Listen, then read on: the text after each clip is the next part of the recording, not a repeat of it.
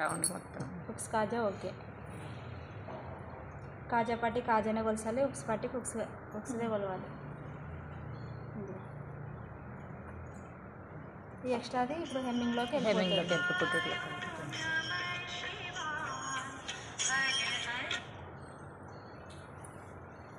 ఒకవేళ ఈ టైంలో తప్పులు ఉంటే మళ్ళీ ఒకవేళ ఇది మెజర్మెంట్ తక్కువ వచ్చింది అనుకో దీనికన్నా ఇంకా కొంచెం లైట్గా కట్ చేసుకోవాలి. ఇలా ఎక్కువ ఉంది అంటే ఇంకా పొడవు చెక్ చేసుకొని ఒకసారి ఈ పొడవులు షోల్డర్ దగ్గర కొంచెం ఒక హాఫ్ ఇంచ్ కట్ చేయాలి. బ్యాక్ పార్ట్ కూడా ఓకే.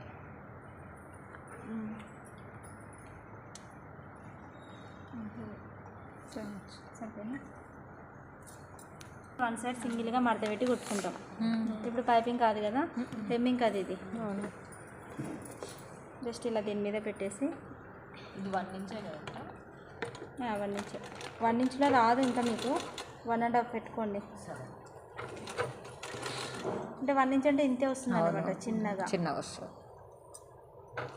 ఆ స్ట్రైట్ అన్న అయితే ఏమన్నా, ఇది క్రాస్ కదా, ఖచ్చితంగా క్రాస్ పీస్ పడాలి. క్రాస్ పీసే ఉండాలి మీకు. నెక్కైనా పైపింగ్లకైనా క్రాసే ఉండాలి.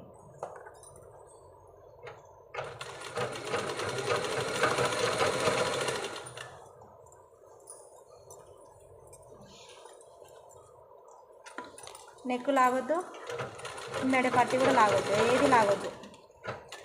జస్ట్ రెండు అట్లా వదిలేసుకుంటే కదా.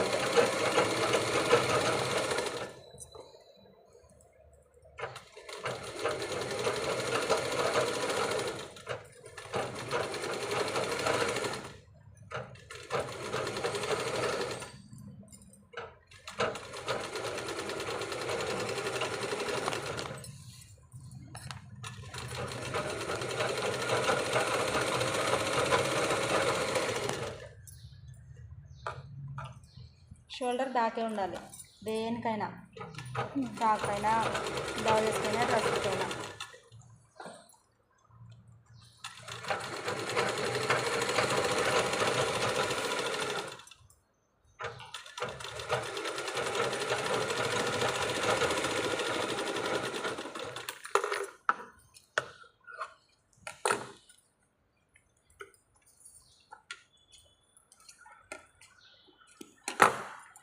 ఇప్పుడు కుట్టినది లోపలికి అనేసి ఇలా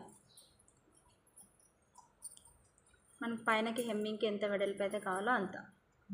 ఇలా పెద్దగా తీస్తే హెమ్మింగ్ బాగోదు, మరి చిన్నగా పట్టుకుంటే రాదు. మీడియం ఈ పాదం ఉంటుంది చూడు, ఈ పాదం మందం రావాలి. ఇలా అది కచ్చ లోపలికి తోసేసుకుంటూ ఇది లోపలికి వెళ్ళి ఇలా. ఇదేమి ఇప్పేది ఉండదు, ఇంకా అన్ని ఇప్పేసి తారాలని.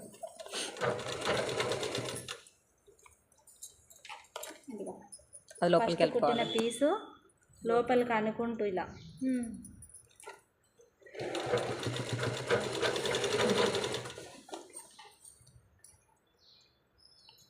ఇది కూడా చూడడానికి పైపింగ్ లాగా కాదు, పైపింగ్ కాదు ఇది. అది మళ్ళీ లోపలికి వెళ్ళిపోతుంది, మళ్ళీ లోపలికి వెళ్తుంది. హెమ్మింగ్ చేసేటప్పుడు పోతుంది.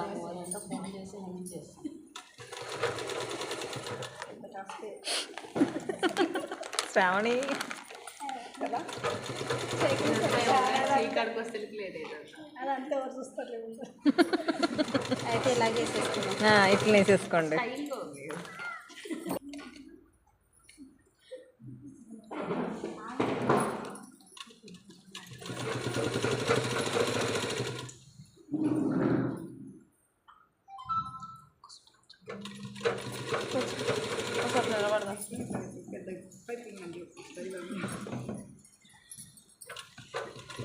లాగా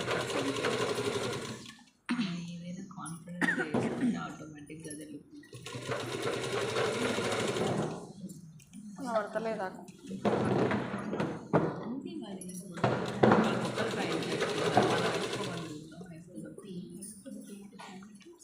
నువ్వు వచ్చినావు.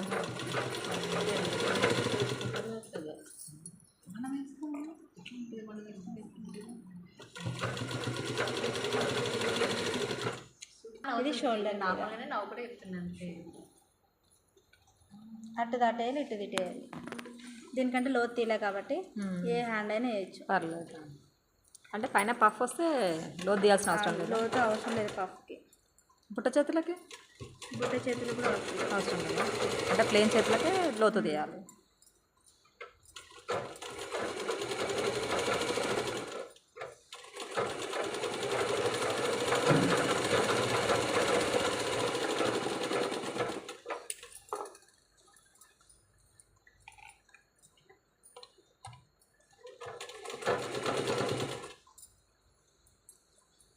నేను గుర్తుంటే పోగులు దాటారు. మేము గుర్తుంటే పోగులు చేస్తే ఇది కాటన్ రాదు, ఎవరు కుట్టిన రాదు. నేను అన్ని బాగా నేర్చుకున్నాను. ప్యాంట్